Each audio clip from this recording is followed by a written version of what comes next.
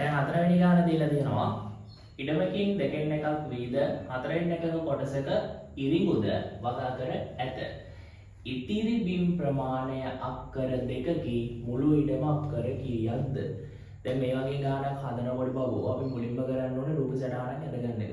රූප සටහනක් ඇඳගත්තොත් ඔයාලට මේ ගාන ලේසියෙන්ම හදාගන්න පුළුවන්. දැන් අපි ගත්තොත් එහෙම ඉඩමක් මේ ඉඩමක් තියෙනවා. නිකන් කොටුවක් ඇඳ ගන්නවා ඉඩමකට. ඉඩමකින් දෙකෙන් එකක් v. එහෙනම් ඉඩම බෙදනවා දෙකට. මෙන්න මේ කොටසේ v වගා කරනවලු. ඊට පස්සේ හතරෙන් එකක කොටසක ඉරිඟු. හරි. හතරෙන් එකක ඉරිඟු. ඉතින් අපි මේ ඉඩම කොටස් හතරකට බෙදාගත්තොත් එහෙම අපිට පුළුවන් මෙන්න මේ මම පොඩි කඩියක් ඇඳ ගන්නම්කෝ. ඔන්න දැන් කොටස් හතරක් තියෙනවා. මේ කොටස් දෙකේම v තියෙනවා. හතරෙන් එකක කොටසක ඉරිඟු තියෙනවා. ඒ කියන්නේ මෙන්න මේ ටික. අපි දාගමු ඉරිඟු කියලා. ඊට පස්සේ ඉතිරි බිම් ප්‍රමාණය අක්කර 2යි. මෙන්න මේ ඉතුරු වෙලා තියෙන ටික අක්කර 2යි. ඔන්න දාගත්තා. අපෙන් අහනවා මුළු ඉඩම් ප්‍රමාණය අක්කර කීයද?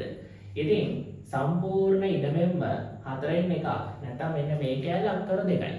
මේ අක්කර 2යි නම් මෙයත් අක්කර 2යි. එතකොට මේවා වැටෙන්නේ අක්කර 2 කෑලි වලටනේ. එතකොට සම්පූර්ණ ඉඩමම අක්කර කීයක් වෙනවද? අපිට හොයන්න පුළුවන් ලේසියෙන්ම අක්කර 2 ගුණ කිරීම මේ වගේ අක්කර 2 කෑලි මෙතන 4ක් තියෙනවා. එහෙනම් මෙයාව ගුණ කරනවා 4ෙන්.